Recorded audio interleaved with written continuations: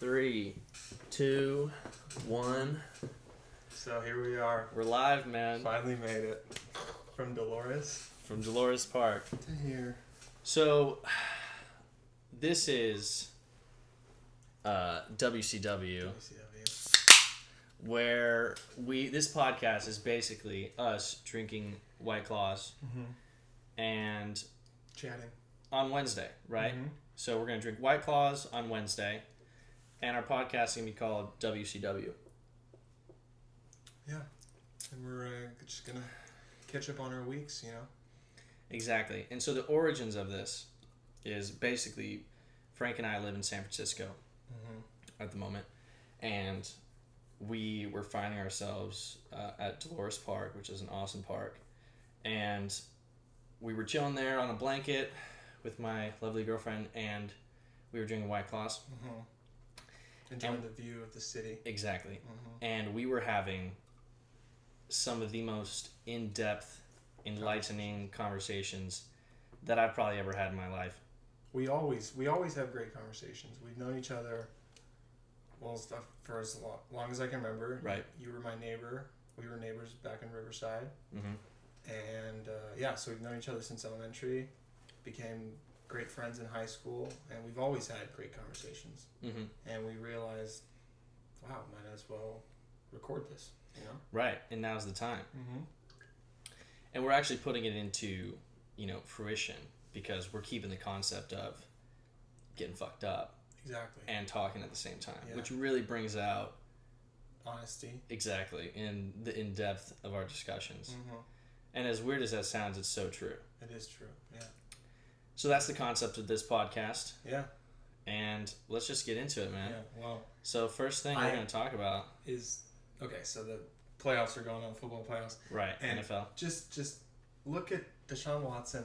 This is the first playoff game. This is starting. And by the way, this is the playoffs of the 100th season of the NFL. So this is a pretty good start. And the game's in overtime. And pretty much, how overtime works in the NFL is you go for the coin toss. And whoever wins the coin toss, they get the ball. Right. And if they score a touchdown, they win the game. Right. Game's over. And what happens is the Texans, they get the ball first, so they have a chance to score and get out. They don't score, they have to punt the ball. Bills get it, they also don't score. Texans get the ball back, and this is the situation right here. This is 2nd and 6, and they're right, starting to get into the Bills' territory. And this is a clutch play that sets up. Looks like they're on the 45. Yeah, this is a clutch play that sets up a field goal that wins them the game. So basically, once that first team that gets the ball, if they don't score a touchdown, then the next scorer is winning the game after that first possession. Okay. So a field goal is winning the game for them, and watch what Deshaun does to basically save the game here. Okay, so QB steps back, almost gets tackled. Yeah. So it's kind of, and then see he runs, and then boom, look at that. That's an easy field goal, and they kick the field goal, and then they win the game. So let's replay it and try and describe it. So it's like, well, here we go. Look at this. 1, 2. So he breaks 2 tackles. Yeah, and not only throws that, it to a wide receiver. And then receiver jukes one. But the craziest thing is how jukes 2 with a blocker. Yeah, and then look, they kick the game. And they win the game. Yeah. Right. But what's crazy to me is is how hard the hits are that he takes. How fast they come. So he gets one from the right. Yeah, and then left, and then immediately gets hit by. Look up, just. And you know what?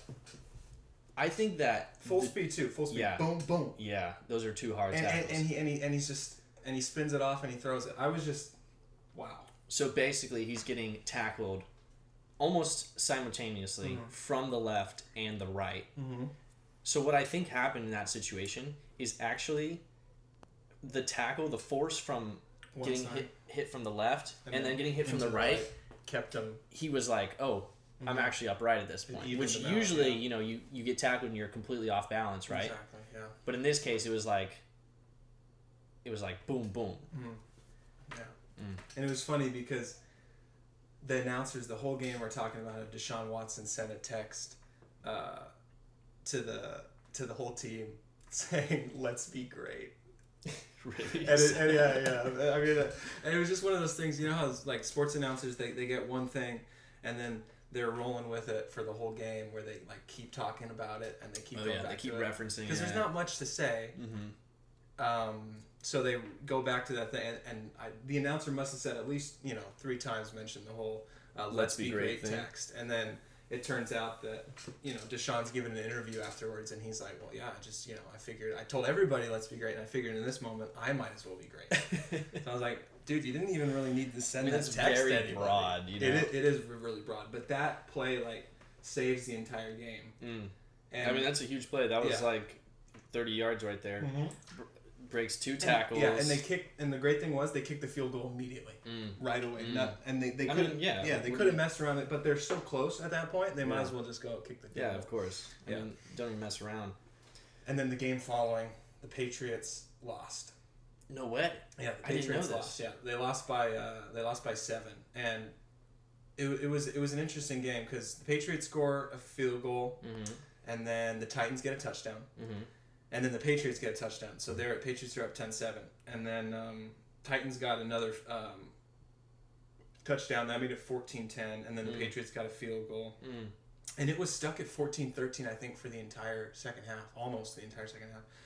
And Brady gets the ball with 15 seconds left, I think. The Titans are able to kill all clock, like a ton of clock. I hate when that happens. Yeah, and Brady has the ball 15 seconds, and they're down at the very end. Tom Brady can do anything. And that's what you're thinking. You don't count him out ever. And the other thing is he's a free agent now. So this was a game where everyone's like seeing, okay, so what's going to happen now? They didn't re-sign Tom Brady? Well, no, they hadn't yet. Well, because he's old. I mean, he's just playing out the rest of his contract. He's a free agent, so his time. So now I don't know what's gonna happen, but really, they're probably gonna give him at least a year. You mean you figured they would re-sign him before his contract that he was on ran out? Because now he's a free agent. Now other teams can get him. Yeah, because with a guy like Tom Brady, he's still very good. Yeah, he's old, but you could maybe try and convince him a 2-year contract with the same money or even less. Yeah, but Tom Brady might not even want to accept that. I think he's gonna come back. Just because the way they lost. Well, has he talked about coming back? Yeah, and after the game he said, I can't remember exactly what he said, but he basically said it's most it's very unlikely that he sees himself retiring. Very unlikely. Right. And like I said, the way he lost is that it's 14-13. He's got 15 seconds to just get them in field goal range basically, and I think it was the very first play. He throws a pick six. No way. Because they got 100 yards. They got 100 yards to go, so they're right here. Yeah. And he throws the pick six first play. So the defender's right next to his end zone. So he just runs into his end zone. So it's not really So they ended up winning. They ended up winning 20-13 because it was 14-13. They get that pick six. They go up 20-13, and in their minds they were like, oh crap, there's 8 seconds left, and we just scored a touchdown, which means we have to either do an extra point or a 2-point conversion, which takes no time off the clock, meaning we have to kick off to the Patriots, giving them one last shot to have some crazy play happen where they score a touchdown. Yeah. So they're like, okay, we're only up by 7 right now. So we need to put that out of their hands completely and put that wild situation away. Right. So let's score 2 points, and that way we're up by 9 and we're up by 2 possessions. Did they do it? They didn't score the 2 points. Oh. So that's why the game ended up being 20-13.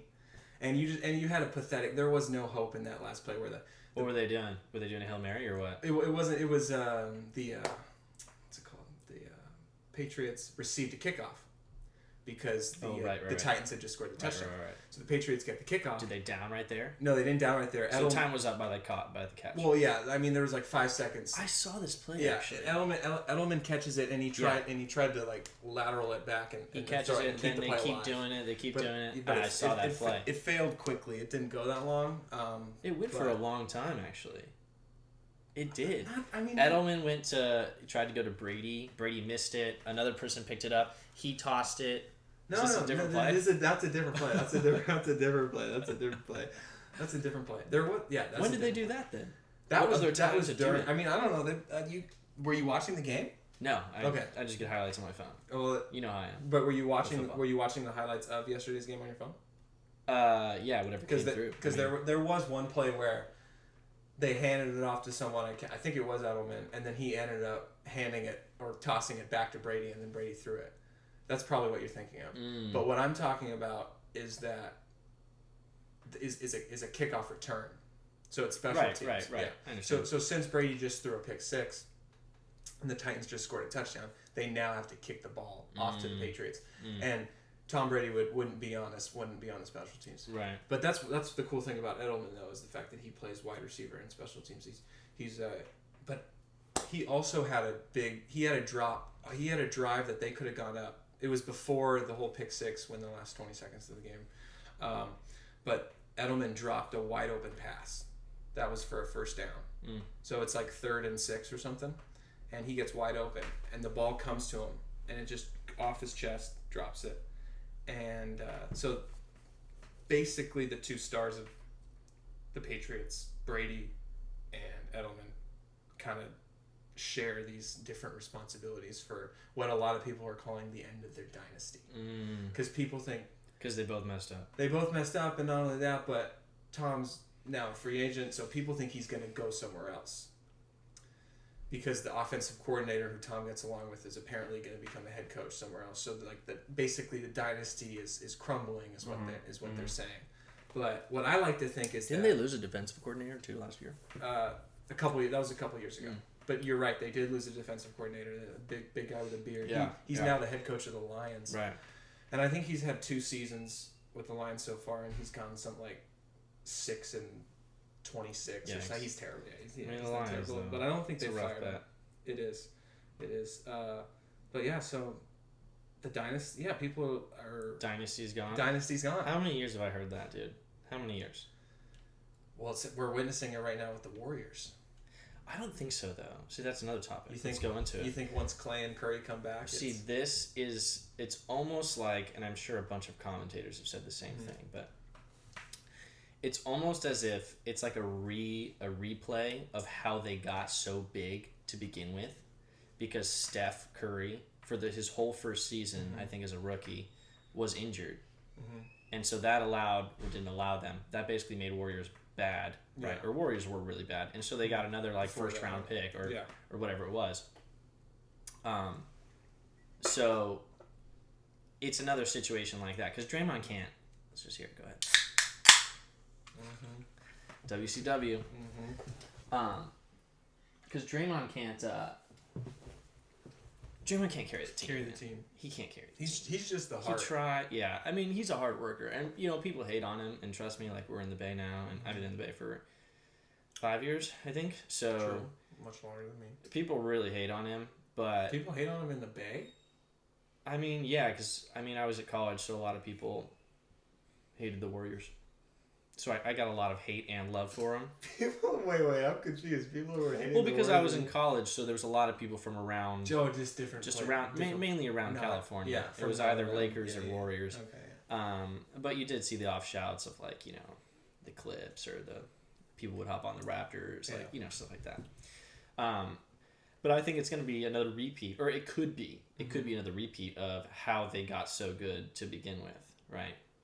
Yeah. Where now Clay and Steph are out pretty much for the season, I think. I think Clay's likely to return, likely to return first. Right. Yeah. Yeah, Steph's out for the season for sure. Definitely. Yeah. Clay is a maybe. Maybe, yeah.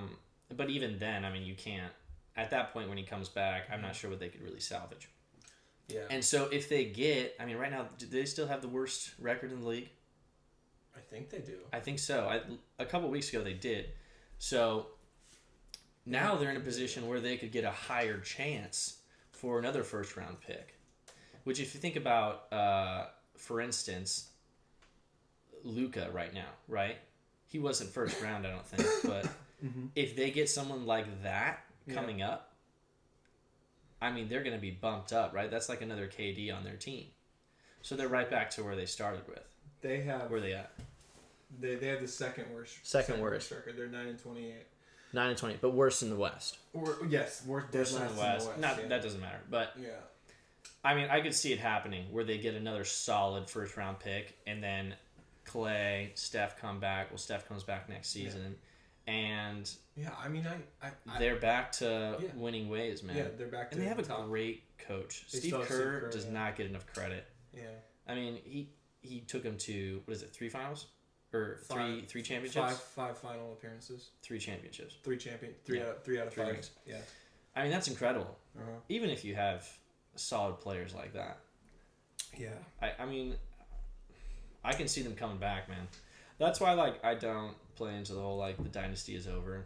Yeah, and that's... Until I see it over. Yeah. You know? Curry and Clay are still on the team. Yeah. And once they come back, I think it's just going to be back to normal. Because what made them really good in the first place was Draymond, Clay, and Curry. And they still have them. Yeah, and also they're developing their squad right now, too. Because a lot of people... I mean, they had to bring people up from the G League. Not that they're going to be starters when it comes to the team being fully back to health. But at the same time, it's giving them time to revamp their squad, get playing time in, which usually doesn't really happen when you have a squad as stacked as that. You know? True. Which is like last season. I mean, they had a bunch of injuries, right? And then they had to play their second string or, you know, their bench, and they had to bring other players in that had been playing. And, like, that's a problem, right? But now, if something like that happens in the next season, they might be able to afford 5 or 6 games without their star players. True. Because they'll have had time to develop as a terrible team without the stars. Let me ask you this. What do you think about the Lakers? Do you think their honeymoon period is over? I think they might... Because they lost 3 in a row. Yeah. And then now they're back. I think they just won 2 in a row. Yeah, they're still at the top of the West. And but they're not even they're But the Bucks are the Bucks beat them. Yeah. It's crazy how good the Bucks are. Yeah, you it's really crazy, think crazy of it. how Giannis Antetokounmpo can can really like put that team on his back. He's really good. And not only that, but apparently he can cover half of the court in one dribble. That's what I haven't seen him do it, but apparently he's done it in game. Wait, half of the court. So he'll go half the distance of the court in one dribble.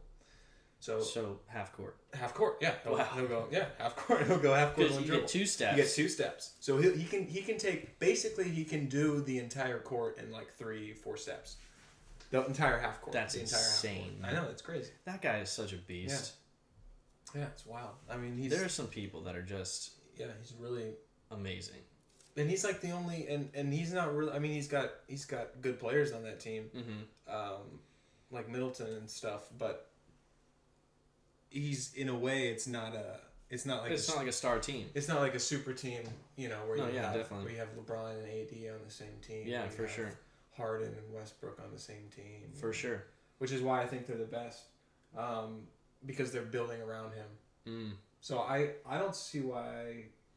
Yeah, I don't think the Lakers are going to win the championship. Is what I'm getting. I would like to, because I'm a Lakers fan.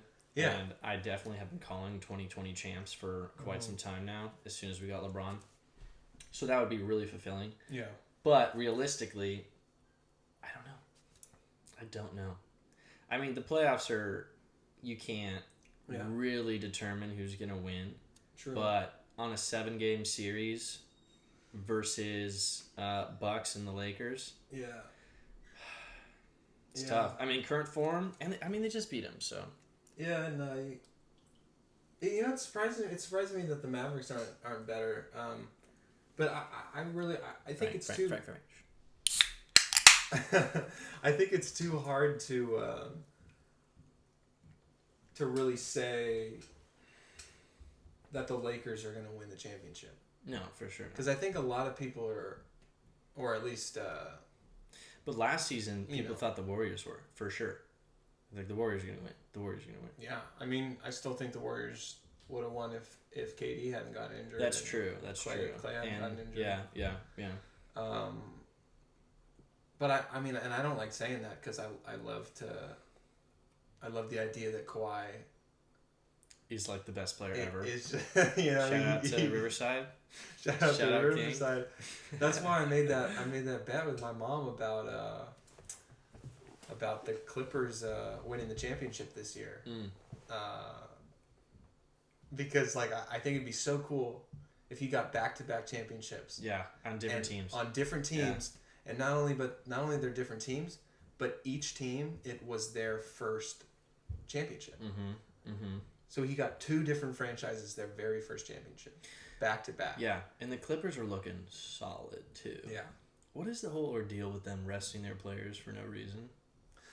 You know, could you explain that to me? Because I kind of heard it as I haven't looked into it. They're calling it load management. Right. That's how they're excusing it in the league. And it's basically just a lie. It's just people. Yeah, you're resting someone. You're resting someone without actually needing to rest them. Like technically, they should be able to play.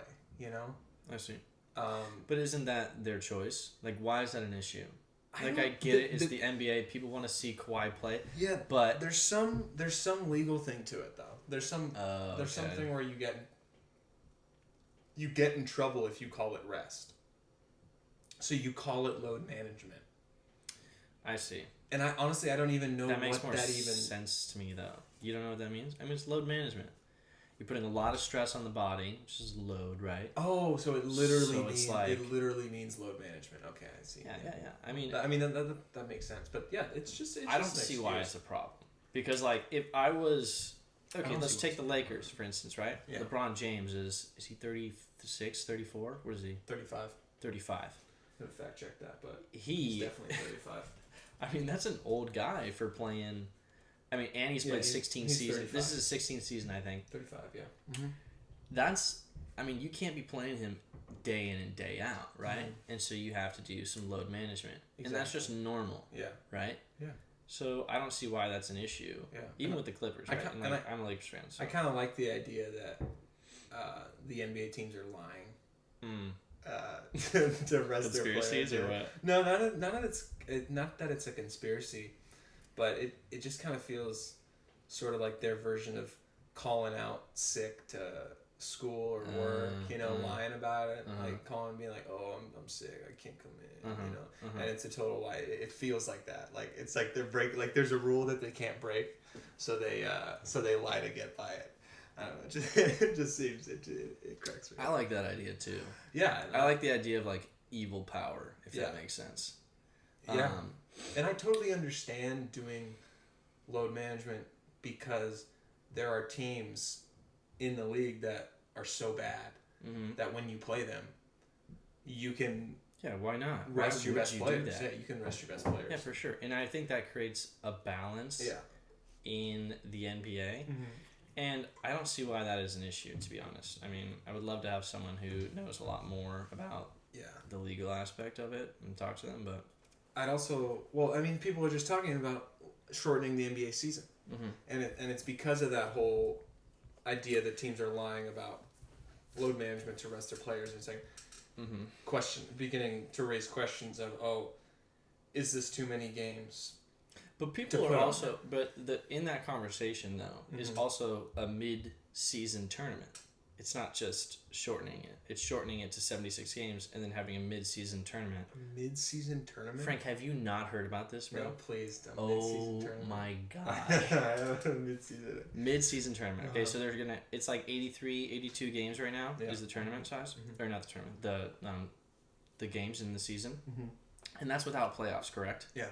Okay, so they're going to shorten it from 82... from what I heard, it's 82 to 76, right? That's stupid. That's 6 games.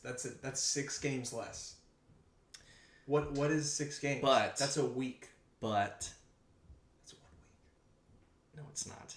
Yeah, you can't play 6 games in 1 week. Okay, you play about you play about 3 to 5 games. I'd say it's about 2 weeks. But okay, I'm not done though. Okay. But I still think it's kind of like a week of like a season. I don't know. But hear this. 6 games, it just doesn't seem like a lot. The idea, right, is you shorten it from 82 to 76 or whatever number it would be, right? Yeah. And then you have a mid-season tournament, right? Mm-hmm. Similar to soccer, right? Yeah. So in soccer, right, you have it's basically the same thing as I'm talking about American soccer, MLS. Mm-hmm. European's different, but in the MLS, you have your regular season games, right? Yeah. And it's not as much as basketball because, I don't know why, but it's just not. Mm-hmm. There's like 36 or 37. And then you have playoffs, right? Mm-hmm. So you have your season, which is 36, 37, and then you have playoffs. But in the season, right, you also have mid-season tournaments, which are either with other nations or whatever it may be, right? Yeah. But you're playing a tournament mid-season. And so you can get a trophy for this tournament and lose your regular season, right? Lose the playoffs, whatever. In soccer, you have a award for having the best record in the league before playoffs, right? Yeah. Which I kind of like because I enjoy that aspect of it, like the regular season award, but it's definitely not as valued as like the championship. So it would be something like that, where mid-season you have a tournament where you would face, I don't know, it'd be like almost like the playoffs, except it's a one game. It's one game, and if you win or lose, you don't move on. Okay. That is what I believe the idea is from what I've heard. And I honestly am okay with that. Yeah.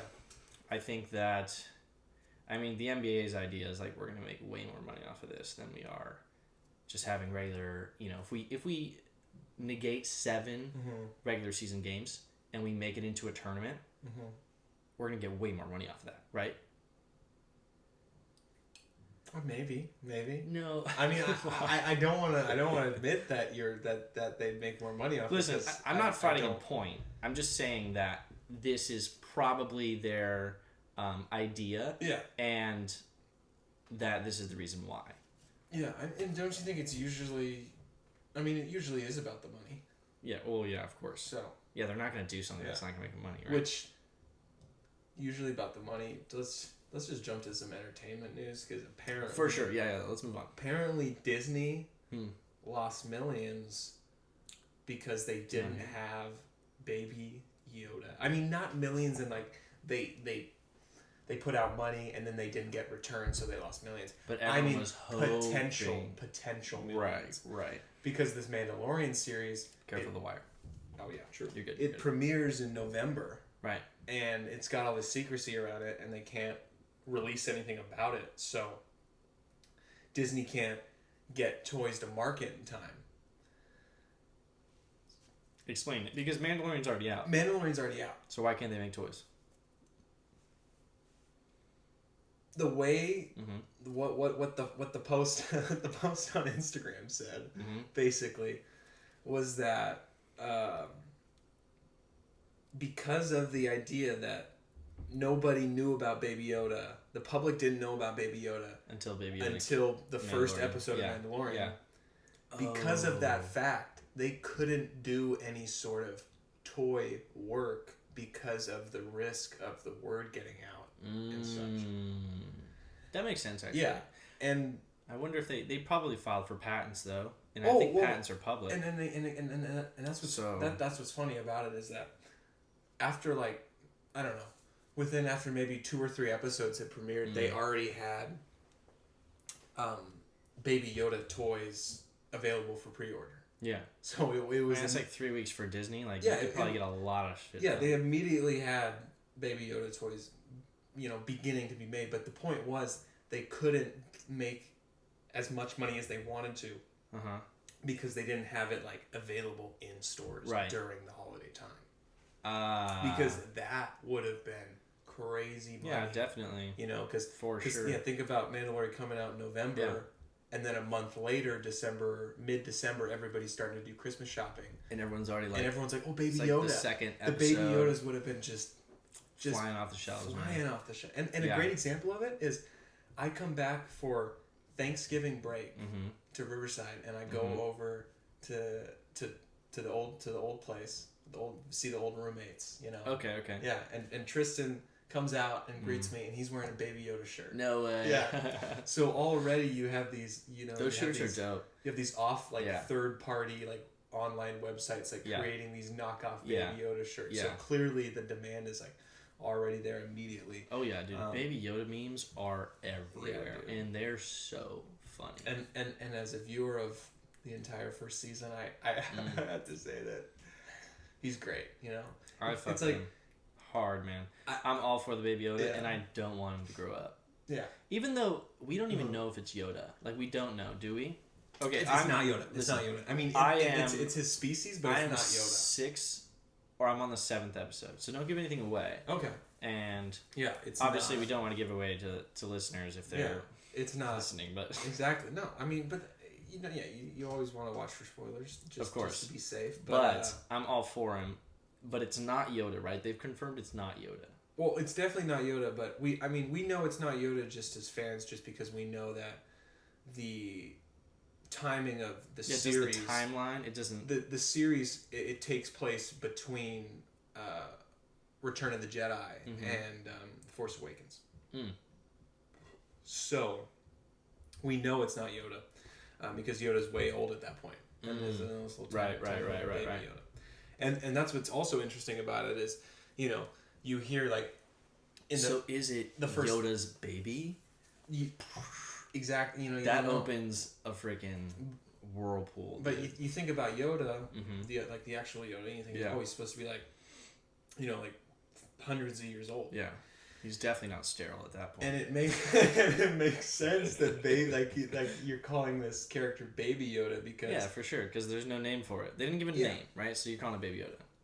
Hold that name point for a second. Okay. Because, what's interesting is they in the first episode of The Mandalorian, they mentioned that his target, like who he's supposed to go kill as a bounty hunter, is 50 years old. Right. So you're like, 50 years old, okay. Right, and then you get to it and it's little baby Yoda, and you're like, he even comments on it too. And you're like, that makes perfect sense because the Yoda we know who's old is supposed to be hundreds of years old, and now we're looking at this 50-year-old who looks, really cute. Chop. And going back to it, you saying a child. The creator, writer of the show, Jon Favreau, he has joked about it now after like the massive popularity of Baby Yoda that it's not called Baby Yoda. It's supposed to be called the child. Right. Yeah. Which is interesting because it's it's like it's one of those things where if you're Jon Favreau, you're making the show and it, you come up with this character and you're like, okay, this is the child. Someone must have been like, everyone's gonna call this Baby Yoda. Yeah. Nobody's gonna. Well, dude, when you have scenes where the baby is, and I'm gonna give away a scene, but it's not a big deal. There's like this, almost like a gear shifter on. Oh yeah, and he starts messing with his starship or whatever you call it, right? With the spaceship, and it's like. Yeah, and it's like reaching for it, and he can't reach it, and I'm like, bro, that's a baby. Exactly, like that is not a child. Like, come on. It's a baby. It's for sure a baby. Yeah. No, it's for sure a baby, and I think if the director really wanted it to be a child, he would have not done something like that. Yeah, if that makes sense. Yeah, and that's why I'm saying I think it's one of those things where he's totally aware of the fact that. Okay, everyone's gonna call this thing Baby Yoda. Yeah, but for me on like a creative, like him, his personal creativeness in his head, he's like, well, that's the child. You know what I mean? And yeah, I mean it's 50 years old. Yeah, like what are we doing right now? I think that speaks to the fact that Yoda is a name. It's not a species. Because if he's like, oh, it's not Baby Yoda, it's the child. Yeah. And it's clearly the same species as Yoda. Right. What that says to me is that, we don't know, like, about the species. No, we don't. What is the species name? Exactly. What's the name of the species? Yeah. All we know is, like, the one guy's name is Yoda. You know what's great about stuff like Star Wars? Yeah. Is the idea of Star Wars, and this goes to the same as like Star Trek, right? But Star Wars is way cooler because Star Wars is way cooler. No offense to all the Star Trek fans, but no, I like Star Trek. There's a lot of I like Star Trek, but I would not have gone to see an opening for Star Trek or something like that. Yeah, no, I agree. I feel you. Star Wars created the idea of the movie and the trilogy that was first created. Was so much more appealing to everyone else because the story was almost broad at that point. Yeah. Like things like Yoda, right? And they didn't really, like, if you go back and watch, like, the first episode, and is it based off of something? You mean the first Star Wars? Star Wars? Yes. Yeah, the very first Star Wars is based on the... it's inspired... George Lucas was inspired by the story of A Hero with a Thousand Faces. I think the author's name is Campbell. Something Campbell. J. Campbell. But this is... It's the general story arc of a hero that runs through most storytelling, in that you have this hero from humble beginnings who has this call to action, right, and then who just catapults into being a hero to everybody in the galaxy. Completely agree. It honestly, Luke Skywalker is a Jesus Christ kind of character, Yeah, for sure. Yeah, and a lot of characters. The great thing about that is it's such a simple foundation that you were just describing, but the idea and the context around the story is just so... They left it so broad at that point that they just kept expanding. Like the idea of Star Wars, or not the idea of Star Wars, but the idea of the storyline is so foreign to who we are and like our society, right? That they can just keep building and building and building, right? And it's just a similar story to like Marvel, right? Or superhero movies. It's just foreign. Like that stuff does not exist, right? Yeah. Which allows them to create lore that expands over, in Star Wars case, 9 movies. Yeah. Right? Yeah. And even a TV 11. Show and a video game, multiple video games, right? I mean, Battlefront really doesn't go into any storyline, I don't think. Oh, Battlefront has this Well, I mean, I know Battlefront 2, the most recent Battlefront 2 had its own storyline. Yeah. But that's Luke, right? That's Luke Skywalker? Or is it not Luke? No, Battlefront 2 is its own story. Like it has the second one. Own campaign and independent story and all that stuff. Yeah. Okay, cool. Well, that's what I'm saying, is it's just so foreign that the idea is allowed to expand beyond anything that, I don't know, like a Tom Cruise movie. All realistic things, well, except for Oblivion and stuff like that. But something like Jack Reacher, like that is just so narrow. Explosions, guns, that's what you do. And you jump off helicopters, you climb up cliffs. It's just narrow, But with an idea like Star Wars, you can just expand it and keep expanding it if you have smart minds behind it. There's not a lot of rules that you have to follow when you're working with Star Wars. Right. And that's why... Well, you have to keep the storyline intact, right? Yeah. Because everything has to make sense. Yeah. And I'm sure people have found holes in it, like they always do. Yeah. Speaking of that, Yeah, finish that up, brother. Alright, let's see here. Go with a... We gotta get the brand exposure here. Ruby grapefruit. Nice. I can't remember. I saw some social media page recently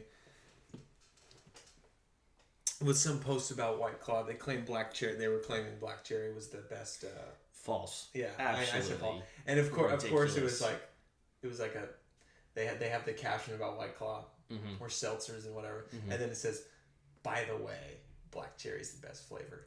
And then they put "Don't at us," which right there makes they me might think be trolls. That exactly that the point is made just to be like, oh, let's be different and say Black Cherry's the best, Although, why wouldn't they do Ruby Grapefruit? Because Ruby Grapefruit is obviously the worst flavor. Can we agree on that? I think we can agree on that. Yeah. But it's obviously the worst flavor. Yeah. Like, I would much rather have a Black Cherry than a Ruby Grapefruit. And you know what was cool? The mango, the one time I had the mango, really good. I bet. I like the mango. You've had the mango? I have had the mango one time. I think we had it together, actually. I think I bought a 6-pack. Do you like the mango, though? Excuse me. I do, yeah. It wasn't as good as everyone was making it out to seem. But I do think it stands out, though. I think it's because I only bought the 6-pack, Yeah. And it's like, whereas you buy the variety pack, you get to try this one, after this one, after this one, and then a few more. And then you understand which one's better and which one's worse, right? But with the mango, it's like I bought the 6th mango, and so I was just drinking mango. And so I didn't have anything to compare it to, you know? But this is actually, I mean, I was just talking about this before we started recording, but would you like to do a Truly versus White Claw like taste test podcast? I would, but it's funny. I think And who are we to judge? Yeah, I guess I can't really say that I know for sure that I think Truly sucks and White Claw's really good. Well, because I've just had like one little sip of Truly. Well, here's and it was one of those things where it's like, it was Olivia's drink. I was over at the old shout out place. to shout Olivia out to Gutierrez. Yeah, and she hands me. I'm like, oh, can I try that? Because we're in the backyard playing die or whatever. Is this the first time you had White Claws? This was the first time I'd ever had a hard seltzer. Ah, okay. And she gives me a sip of her Truly, and I try it, and I'm like, whew. I was like, no, I was not. Question. I was like, that is not good. But it was just, but that's, and it wasn't that cold, and it wasn't my drink. Yeah, we're drinking warm White Claws. Yeah, I mean these aren't that, but warm. they're still good. I still think they're good. Still good. And that's why I think that shout out to Target for still having the variety pack. No, exactly. That's why I think that I already know. Not refrigerated, but still variety. Yeah, that's why I already know that I think I'm gonna like the White Claws better, because when I had that sip of that Truly, it wasn't that cold. It was kind of room temp. Well, and I was like, yeah. In addition, we're also probably biased because we just started a podcast that has a White Claw. Yeah. Abbreviated in the name of it. Yeah. But okay, we would have to have someone who is diehard Truly on this podcast where we're taste testing. Yeah. And the one thing that I will give Truly over White Claw, Costco. Truly has variety pack 24 at Costco. What's going on, White Claw? We gotta get you into Costco. I'm tired of the 12 packs. I'm a Costco guy. Doesn't it make sense that 24? We could do a 30 and just bump the price down just by like 10 cents a can. Yeah. Golden. You would run Truly out of the business. Who's at marketing? Who's on expansion? What are we doing? That's the question. But doesn't it kind of make sense? It's upsetting, man. I don't want to buy Trulies. I want to buy White Claws. The lesser seltzer, like the less popular, the less mainstream seltzer, is being sold in bulk at Costco. It kind of it sort of speaks. That's true. To like just that's very true. How things work. Yeah. You know, because it's not like you don't see. I feel like when Costco bundles a brand, it's. But I guess that's actually not true. But they have popular stuff. That's at not Costco. True because they have popular things that are in huge. Oh yeah. I was about to say they don't have popular brands in huge sizes, and then I immediately thought of like you said, the giant Nature Valley box. For sure they do. Or the giant Modelo. The giant Cheez-It boxes. They got Corona. The giant things of cereal. And, I mean Costco definitely carries that stuff, and again, this is why I'm upset, man. What's going on? I want to talk to someone because we got to get this going, man. In that case, it's. I think it's all on. Maybe it's all on the claw. Yeah, possibly. Because if you think about it like this, you think. I think it. It might be like a marketing strategy. It might be a strategy for them to be like, well, we're only going to sell 12 packs. Like we're so popular at this point because they're dominant, right? I mean, we got Natty Light, Bud Light making hard seltzer. Yeah. Like, come on. I mean, they're stealing an incredible amount of the market. And so they may just be like, well, we're just going to hop on this craze of everyone wants White Claws, and we're only going to sell 12 packs so that we're getting, X amount of money per can rather than if we were to sell 24 packs or 30 packs. We would get, Y amount per can, which is less than X. I don't know, man. I'm upset, but I'm a White Claw till I die guy, Dude, Can we agree on that? I am. Yes. Why don't we cheers on that, man? Let's cheers on that. WCW, start it off. WCW. All right, how about... Better take a sip of that for right. In terms of cheering. Now you got to take 2 sips.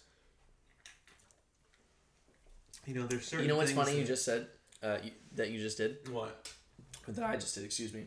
But you pointed it out, is my buddy Brady, shout out to Brady, literally anytime I cheers with him, he's like, cheers, sets it down. And I stare at him every time, like, dude, you wait for him.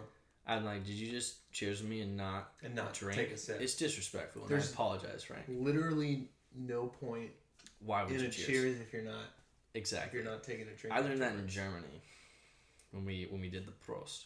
Prost, yes. Shout out Prost. to Erlangen over there when we did this exchange. Shout out Germany. So let's move on, man. Let's move on because we don't have that much time left. I think we got about 30 minutes left. Okay. Let's move on to what we like to call head in a mill. Head or a mill. Head or a mill, excuse me. We're still working out the kinks. Head in a mill. Head or a mill. Head or a mill. Head or a mill. Okay. Now, Frank, since you thought of this topic, the idea and it's very childish, but we're all game for it out here. I think it's pretty good.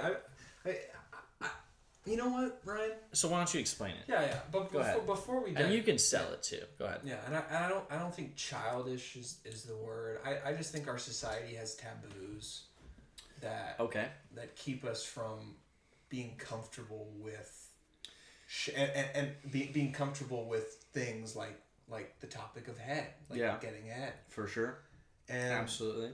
And I think it leads in good to the game itself, which, like I said, is called Head or a Mill, and it's basically just different scenarios, and you have to decide, whether or not the said scenario is worth getting head or getting $1 million.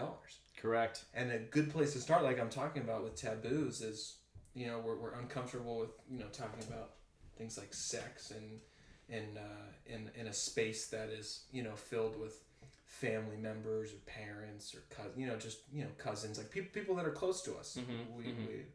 It's a taboo subject. Yeah, for sure. Because if my mom was listening to this, I'd be like, skip over 35 minutes to 45. Yeah. But so you know what? Let it play. We gotta break that barrier. Exactly. Let it play. We gotta do this. So it leads me into the question of, are you going through an entire watch of the trilogy of 50 Shades of Grey every year? So you got to watch the trilogy every year. Once a year. Once a year. That's it. So do you think once a year, that trilogy, private viewings, just you and the trilogy? Okay, I can't watch with anyone. It's just you and the 3 movies. No phone, no nothing. Just you, me and the TV. Got it. You get head after that. Okay. That's the prize for that. Okay. Or every year you have to have the entire family in the room with you for the viewings of the 3 movies. So now you have mom, dad, and brother, and you're all sitting there. Question. Okay, no phones. No phones. Right. Just the same setup as the private view. Yeah. But now you're watching it with the whole family. Right. And at the end, every year, when the trilogy's over, you get $1 million. Well, listen, I gotta ask a few questions first, okay? And I also gotta lay some caveats out here. I've never watched any of those. I haven't either. So I don't know what is entailed in those movies. I'm sure there's a lot of you know what it is, Ryan? Taboo scenes. You know what it is? It's not even necessarily. It doesn't even have to be 50 Shades of Grey. Well, that's what you said. So let's. It is what I said. Let's stick with that. It's just the idea that is a popular and well-known movie franchise that is all about sex. So it's all about sex scenes and scenes that are uncomfortable. For sure. So let me ask some questions. So it really does. I mean, you can think of any sexy movie, and you grab 3 of them, and you're watching all 3 of them in a row. Right.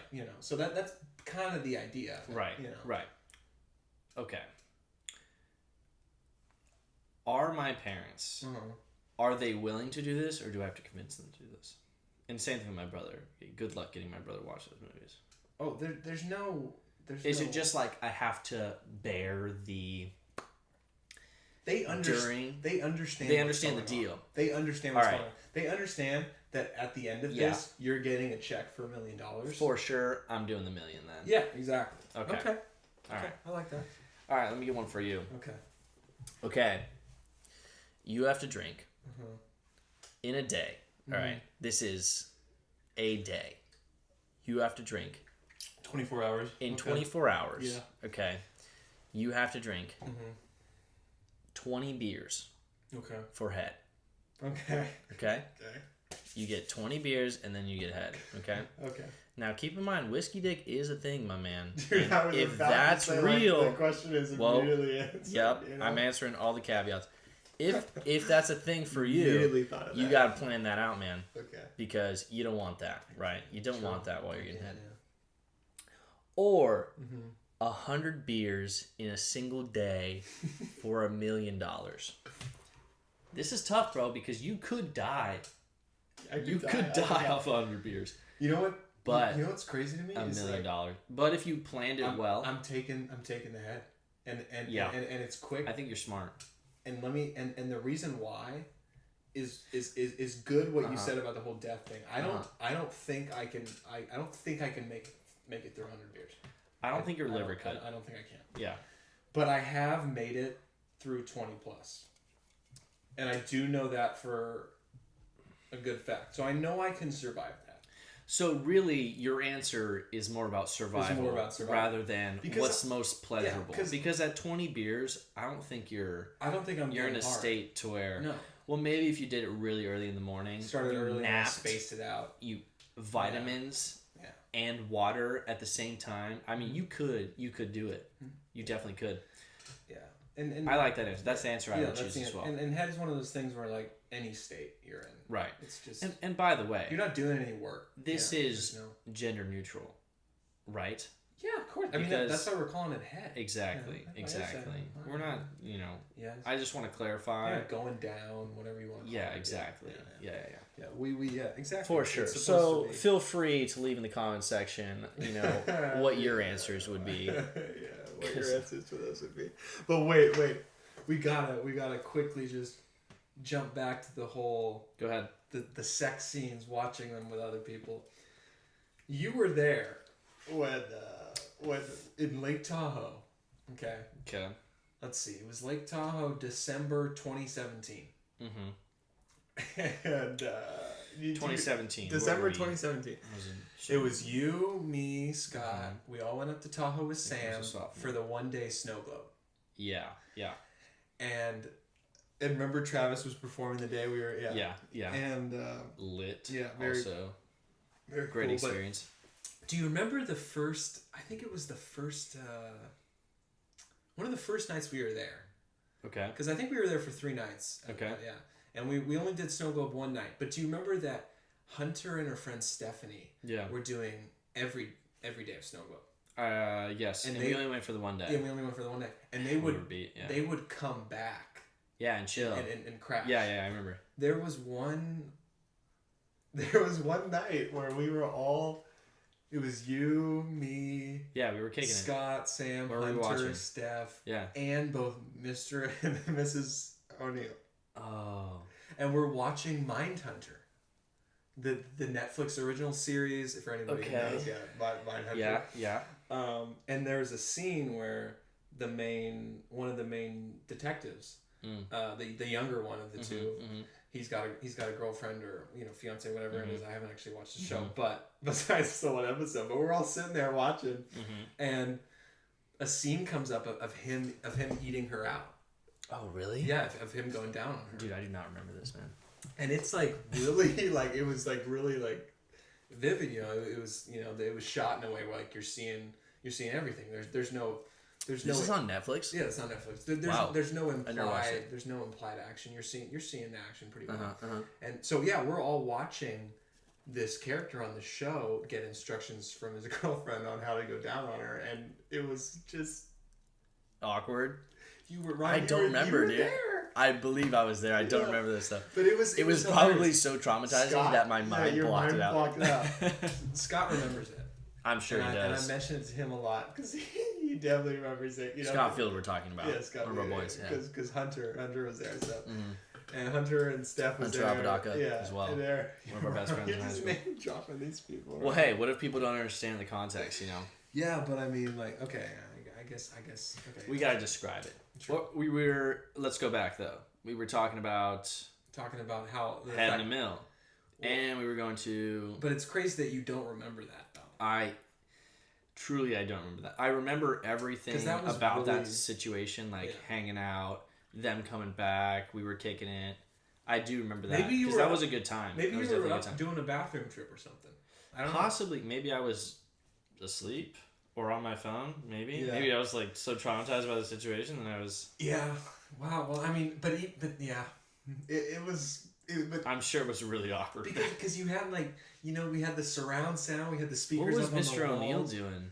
Everybody, we were Sam all O'Neill's dad, by we the were way. all sitting there and just watching the thing. We were just sitting there taking. We were just like, "Yep, this like is this, happening. bro. This is happening." Eyes wide, like looking at everyone else, not moving your head. Yeah, dude, I totally. It was so weird. I can picture it, and I bet Scott was like giggling in a pillow or something. I was just frozen on the screen. I was like, oh my god. I just remember thinking to myself, because it's such a oh my god, I can't believe I don't remember that. It's such like an internet joke of like, there's so many memes about when like, the sex scene comes on when you're watching a movie with your parents. With the parents. Or like but even better, a friend's parents. Yeah. Right? You're like, the captain says like watching a movie at home. Yeah. During the times when nobody's in the room, and it shows like an action scene, and then it's just like during the moments when someone walks by, and it shows like the two characters like fucking or whatever. It's just hilarious, because I remember thinking, I was like, wow, I'm sitting currently in. Yeah. I'm never gonna top this. Well, the thing about memes is when it comes to like real life scenarios, when you live a meme, someone has lived that meme. Exactly. That's what I believe. Is someone has lived that meme. And that's if it's a reality, then someone has lived that meme. Like if it's not made up. That's the great thing about memes that are really universal. Or fiction, I should say. When a meme is non-fiction, then it's definitely. But when when a meme applies to like a lot of different things. Yeah, and that's what I'm talking about. Yoda memes are great. Yeah. Honestly, I love Trump memes. I love them. They're hilarious. What other memes are hilarious, man? I love the frog. You know what I'm talking about?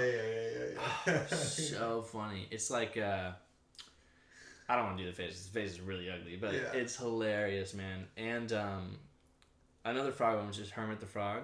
Kermit, excuse me. Kermit, yeah. When he's like, "It's none of my business." Oh, like, he's sipping the tea. I love this. All right, let's get back though. We got a few more questions for Head or a Mill. Okay. We've definitely strayed off there. It's okay. We don't just jump right back. I just asked you one, right? You just asked me one. All right. Okay. So ask me one, and then we'll be done with the section. Okay. So. And then we got to talk about the world. Yeah. Okay. So, for Head. Every day. You get head. If you get... Honestly, I don't have anything. Do you have something? Because I was gonna say something. I have one right here. You do? Oh, so I'll just ask you another one, and then we'll be done. Because you have another one written. I was gonna try to go off the top, but then I started to say it, and then I was like, yeah, but that's not that funny, and it's also, it doesn't really universally relate. I was just gonna talk about like. No, you're good, man. I was gonna talk about like get hit in the nuts, and I'm like, but that's stupid. It's cool, man. I mean, you're probably the improv guy. I'm a notes guy. Yeah. So maybe I should switch to notes. All right. Let me hear it. So, you would get head. Yeah. If you wore sandals, okay? Okay. To work for a day. Now, picture yourself in an environment like 9 to 5, nice for sure. Office, you got an office with a view, whatever, right? I'm picturing. I know what you mean. You have to wear sandals for one day. One day, Or you get $1 million if you wear sandals all year. I'm going $1 million for the sandals all year. All year. And I think that's a good idea. I'm a big sandal fan.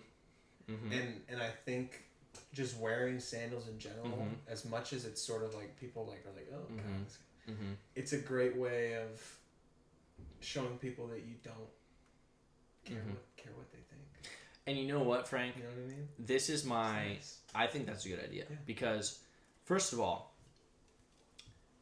good luck getting a job wearing sandals to the job interview.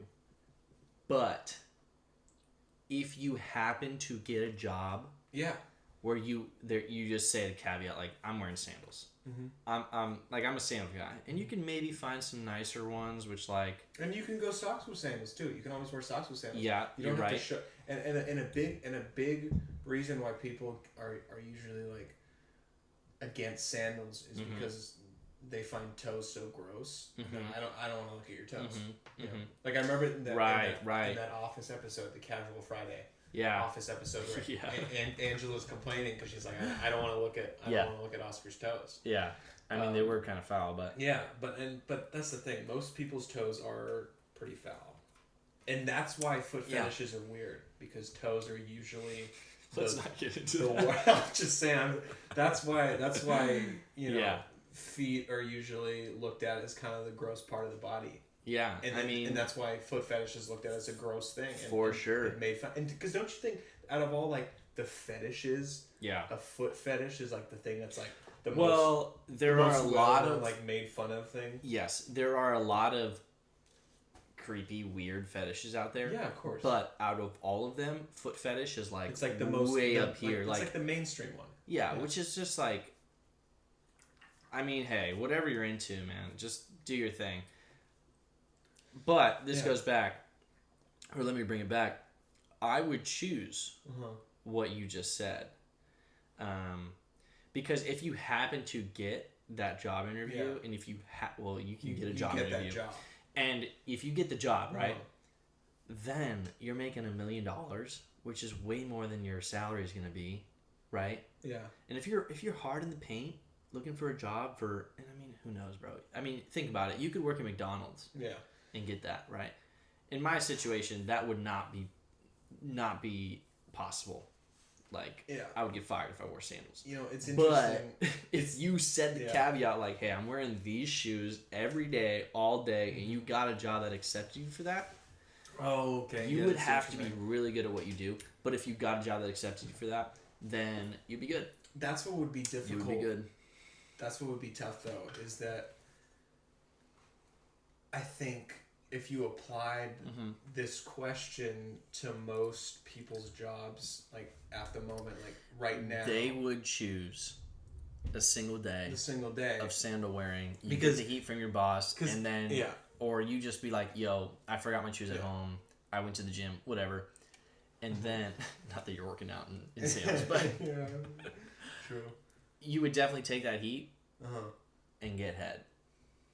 Rather than nothing, right? So you think that you would eventually be fired if you attempted to wear sandals every day to work? I would eventually be fired? Definitely be fired. Like, I don't think there's a sandal in the universe that would require business casual or that would meet the standards of business casual. And that's where I see the question of having that your answer could change a little bit. Yeah, well, it depends what your situation is. But in a situation like mine, and that's the great thing about, which is what we're talking about. That's the great thing about the head or a mill. Question is that you get to choose two. In your situation, I think it's better to do the single day. Yeah, for sure. No, it definitely is. That's what I would choose. Because if you apply the question to like whatever job you're currently in right now, it's more than likely that the single day is the best option because most jobs wouldn't allow for an entire year of sandal wearing. Yeah. And if the requirement for getting the $1 million is you actually have to go the entire year at the job wearing sandals, I'd get fired. Then you can't. Then exactly, you can't collect on your $1 million. So if you're entering the scenario like for real, then you want to choose the single day for a head because then you just get in trouble for your boss one day. Yeah, for sure get head in that situation. Exactly. But I love head. For an unemployed college student, and you could do the whole year. My imaginary job where on the spot I'm like, okay, I'm getting this job so I can wear sandals every day and get $1 million. Does that sound cool? Dude? Yeah, I mean the other point is like it would probably take you more than a year. Yeah. Like to get a big boy job wearing sandals at the interview or multiple interviews, which is usual, and then say, I wear sandals all the time. But let's move on because we got to move on. But because do you know how hard it would be to find a job to where sandals are allowed? Yeah, it would be impossible. Yeah. Yeah. But if you did it, let's say your average salary is you're mentioning McDonald's. Yeah. Every food service job, you have to have closed-toed shoes. There's no such thing as open so. And then you switch over. What else is there besides? You could be a nail dresser. You could do nail salon. But that wasn't the question. Let's move on, Frank, because the question was if you were in my situation or someone similar to me in my situation. Yeah. Would then you go for the head for all right. One day. Yeah. Mm-hmm. So we are going to move on to our world segment, basically, which is to talk about whatever the heck we want, essentially. Whatever's happening in the world. Could be sports, could be entertainment, could be drama, could be politics, anything. Anything that's happening on planet Earth. No. This is about the United States, and it is about politics somewhat. I don't know if you could call it politics, but basically, World War III, man. Yeah. World War III is happening. WW3. Well, maybe it's not. But there are a lot of memes going around which are implying that World War III is happening. Yes. And so I am searching up specifically only U.S. space Iran. That's all I'm searching up. And this is what I'm getting, okay? The New York Times. Iran ends nuclear limits as killing of Iranian general upends Mideast. Iran shifts on a landmark nuclear deal. This is all the New York Times. USA Today. Donald Trump threatens Iraq with sanctions, saying U.S. won't leave unless they pay us back for air base. Some military families, this is CNN, some military families caught off guard as thousands of troops are deployed to the Middle East. Let me get both sides of the spectrum. Let me look up Fox real quick. Okay, Fox News. Iran abandons limits of 2015 nuclear deal as top general killed in U.S. airstrike. Iranian prime minister threatens to attack the White House. Report. Oh. So that's probably what's making the memes. Here's the situation. A specific threat. I'm gonna try and I'm gonna try and explain this as simple as possible. Right. Trump. Okay. Regardless of what he was advised. Okay. He may have been advised to do this. He may have been advised not to do this. Trump ordered an airstrike. Okay. On Iraq airport. Now that happened to have the Iranian general at that airport, and he was sort of a casualty, I believe, in that airstrike. And essentially the airport was, I guess, a facility where they were planning to attack the U.S. embassy in Iran, I believe. So that's the situation. And I know it's troubling because you obviously don't want to hear about World War III and stuff like that. And but I think it's important that we talk about it and we get a little serious on some topics, you know? So World War III is pretty serious. And from what you said earlier, you haven't been really in the loop about this. No. And I mean, neither have I. This is just sort of what I've read online. I mean, I haven't been watching the news or anything. So what do you think, man? Just general thoughts. Well, I keep hearing about this specific individual who is important to the Middle East that we killed in a drone strike. The general. The general, yeah. So, Soleimani. Yeah, so I'm hearing about this general that died, and it makes sense to me that all these memes are coming out about World War III and etc. because of what started World War I. And I mean, if I'm not, I don't know really any details in terms of name or place or country or really anything. Yeah. But I do know that I remember learning in history class that it's Bulgaria, I believe. There was a very specific death. Yeah, I think it was the Bulgarian prince. Yeah, there was that tipped everyone off. That sound it was. I believe it was Bulgaria. I think It was some sort of prince, yeah. Yeah, and some that sort of royalty who died. Yeah. And it was just like, it was one individual whose death was so shocking. And so you believe that it created. So I see the similarities in like why all these memes are coming out about World War III. It's because of this one death that everybody's like, everybody's freaking out about. Yeah. You know? And so what's your take at this point? Do you think World War III is upon us? Do you think... Okay. No. Do you think war with Iran specifically is upon us? Because we are at war with other countries. I don't see World War III happening in the sense of I think the fear, what's leading to these memes is this fear that World War III means not random, but people who it's not their choice to serve, draft, basically what I'm saying is a draft. A draft would come, because there was a draft for World War I and World War II and certain wars. So I think, you may not know is all of us register whether we want. Oh, yeah, no, I'm registered for the draft. Me too. Of course, Me too. So I think that's kind of Respect, Frank. Exactly. Respect, man. I think that's kind of where the fear is coming from, and that why we're having these memes being created is because, people are thinking about, like, oh, it's a requirement, like, we're registered. Yeah. And World War III, and they drafted for the first two world wars. So this big, but I don't see that happening at all. Honestly, all I see is, and that's what sucks, is it's sad to say, but I just see this as more airstrikes. Well, more airstrikes, but also just a continued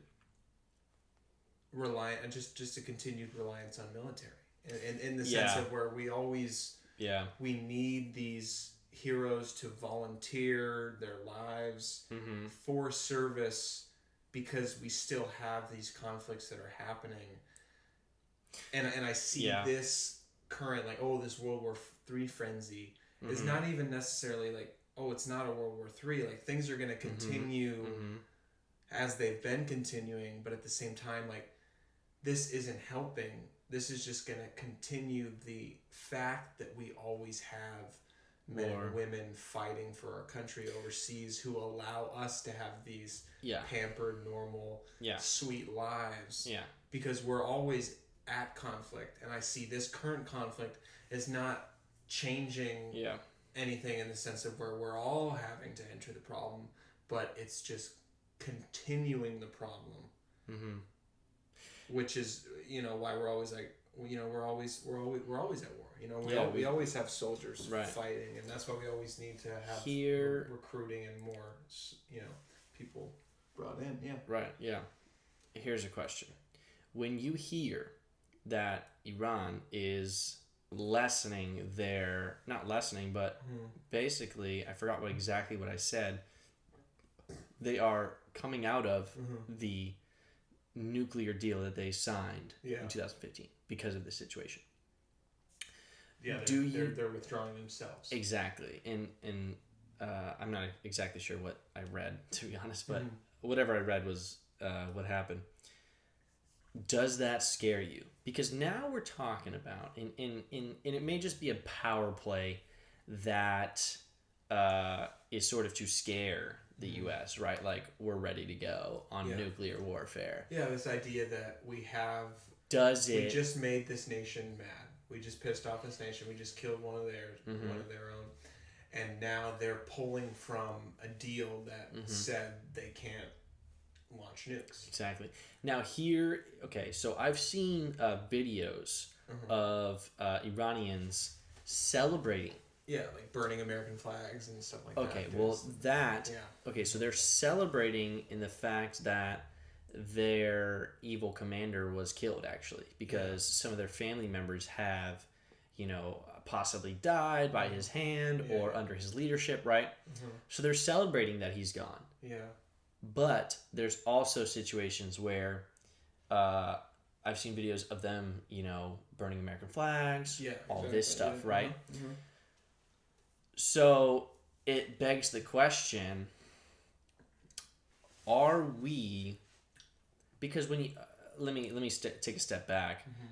You know, when you're growing up and you're going through, elementary school and all this stuff, you kind of learn that during World War II, or taught that during World War II, America was almost like this altruistic power that came in and saved everyone, and we really did turn the tide of the war, right?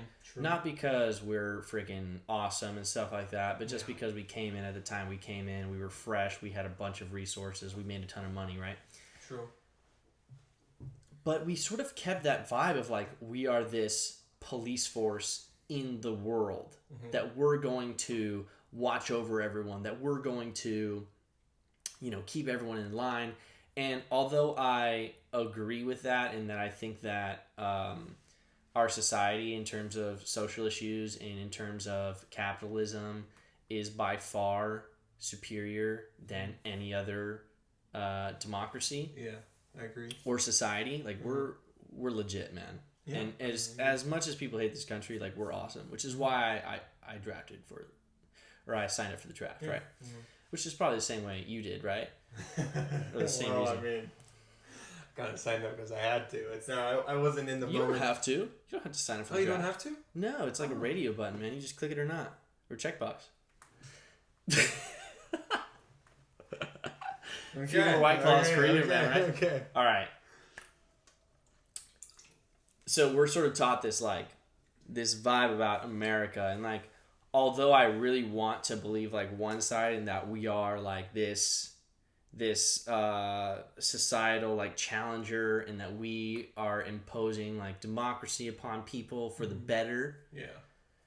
At certain point, do you think that the reasons why we're doing that, right? Like, we all agree that this society is better. Like, we're a free society. Like, yes, certain people get way more rich, but everyone has a microwave.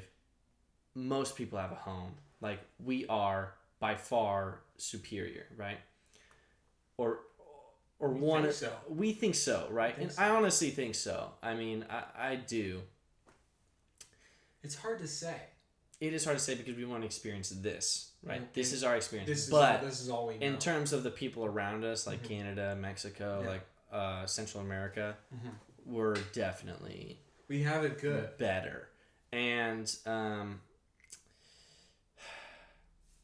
does that sort of validate us going out and doing those things, like imposing these democracies, imposing all this stuff upon the Middle East, when we really shouldn't? Like, why are we in the Middle East? Yeah, I don't understand. I don't. That's a good point. Why are we messing with something that we don't need to be involved with? Yeah, and we are, in terms of social democracy and social progressivism, like we're like, I don't want to say a number, but we're way ahead of them, right? Like women are pretty much equal. Yeah. They do have, some economic differences, but they're pretty much equal, and we're obviously working towards that. Gay marriage, LGBTQ, like all these things, right, that we think are just normal now. Like they haven't even touched that stuff. Exactly. Or they barely touched it. Like I can't remember what country specifically, but I believe I want to say it's Iran. They just got women to drive cars, man. They couldn't even drive cars or attend. Really? I'm serious, bro. I didn't know that. There was a big thing in football or soccer, excuse me, where women just got to attend soccer games. And it was this like huge success because this country was getting women to come to their soccer games, and it was just like crazy, Yeah. And everyone was like, wow, this is awesome. And like, I don't know if we should be imposing our democracy upon them and just letting them go, because are they going the right way? Yeah. Right? Or should we just take a step back, save the, millions of dollars we're spending on military on us? We got people homeless here, bro. San Francisco No. probably like 20%. 20% people. There are so many homeless Maybe people. Maybe not 20%. I would say maybe 3%. I would be safe to say 3% of the population is homeless. Would you say that? I would be safe to say that it's right under. I wouldn't be surprised if it's like 8 or 9%. Yeah. Almost 10. And so it begs the question, what are we doing, creating or calling airstrikes on stuff that we really don't have intel on, Yeah. Begs that question, Frank. It seems to be this idea, I think it goes back to the idea that since we think we're better than everybody, or we think we're the best, we feel like we have to get involved with things.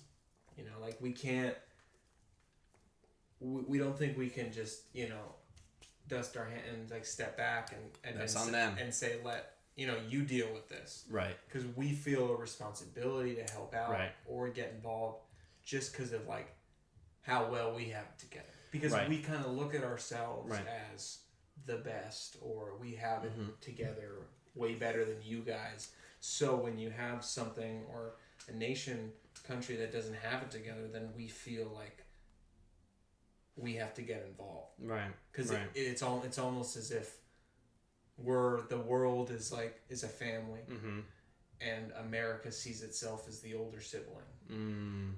That's a really good. America views itself as the world is family.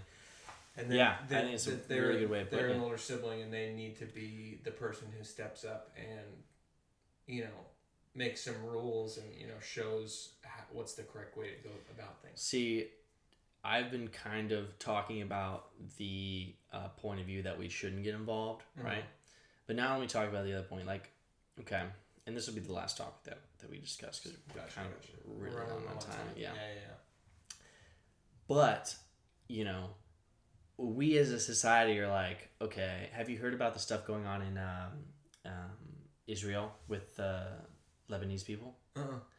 Okay, well, basically, Israel... Quick rundown. Yeah. Israel is persecuting Lebanese people because they believe that their land is their land, and that I believe it's over religious beliefs. Their religious beliefs are, more important than theirs, right? And they don't actually have a country, the Lebanese people. They have a flag, but they don't have a country, right? And so the Lebanese people are like, well, we don't have a home. And so a bunch of people are like, we need to give them a home, we need to give them a home. And I'm talking about Americans now. Yeah. We need to give them a home, we need to get involved, we need to do this, we need to do that, right? But it's like almost opposite of what you believe, right? If I'm a believer in that, okay? If I'm a believer in, Lebanon should be given a home, we should, fix relationships with Israel, or not fix relationships, but we should, I don't know, talk about what we can do with Israel, right? And then we have a situation like Iran where we're dropping airstrikes on people, right? And then all of a sudden these people that are like, okay, well, we need to, make peace with everyone. We need to do this. We need to do that. Peaceful. Now they're like, okay, we need to retract, right? We need to retract. But things aren't going to get done in Israel, in Lebanon, without probably force. That's the truth. Shit's not gonna happen, without force. And so, what do you think the balance is? Because I think that we need to just forget about it. We need to stop trying to get involved with everything, because we can't solve everything on this planet. True. And we're spending too much of money, right? People are always like, oh, taxes this, taxes that. What are you spending on? You're giving it to billionaires. Billionaires are not getting this. Amazon's not paying taxes. If we stopped funding a bunch of money to our military and we stopped going to these countries,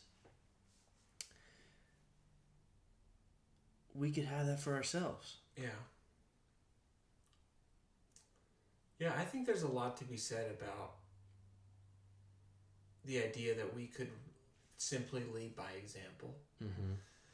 we think of ourselves as the older sibling, so we get involved with stuff. Mm-hmm. But at the same time, and from that perspective of being an older sibling, you don't even necessarily have to get involved. Mm-hmm. You can just focus on yourself and make yourself so much better that you set an example for your younger people, the younger, family looking up to you, the other people looking up to you. They see you and you're leading by example. So in a way, I think we could lead by example in that.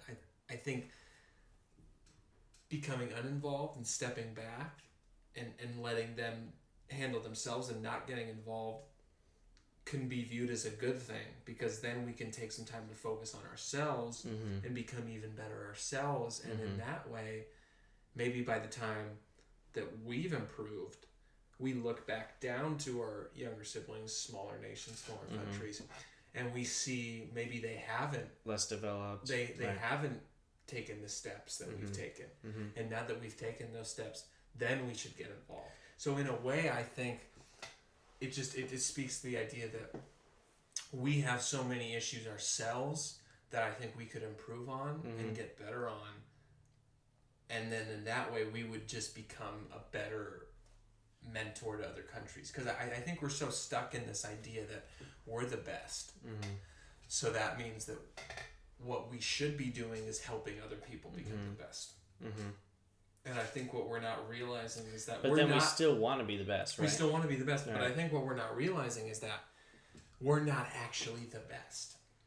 It's like it goes great. It goes hand in hand with that HBO series Newsroom that had Jeff Daniels that ran for a few seasons. Talking about how Belgium has universal health care, has all these things, it supports the society.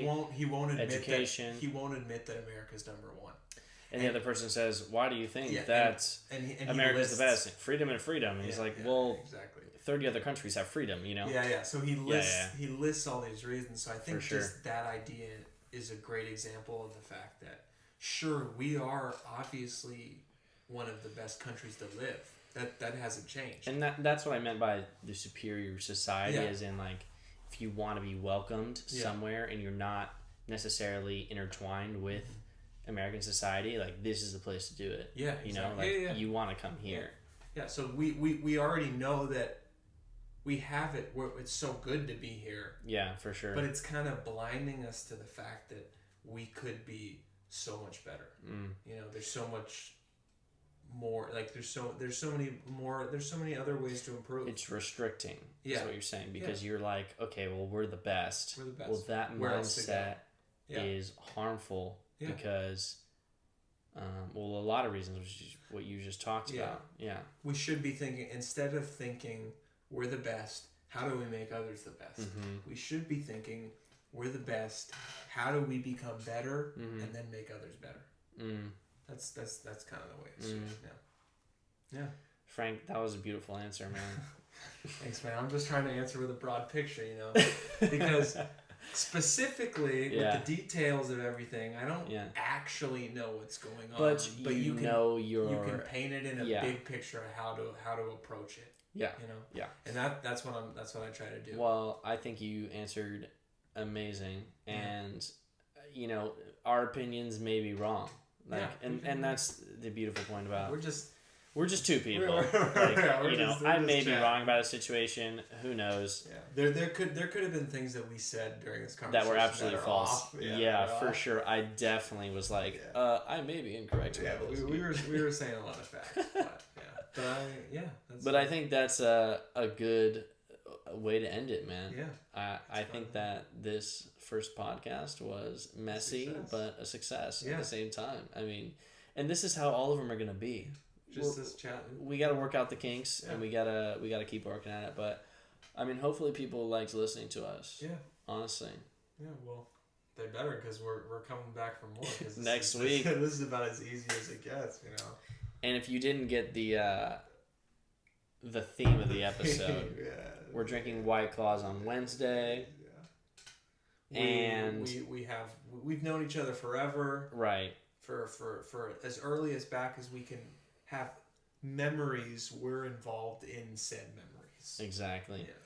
So hopefully you enjoyed listening to us. I think this is where we end it, man. We rambled on for quite some time. It was super easy for us, which is great. Which is a good sign. Even if you're not listening, we will continue. Yeah. This has been fun. We do it anyways, We do it anyways. You don't matter. You're meaningless. We're gonna do this. We're gonna have these conversations forever, so we might as well record it. So no, please still listen to us. We're joking. All right, everyone. This is WCW. Thank you for listening.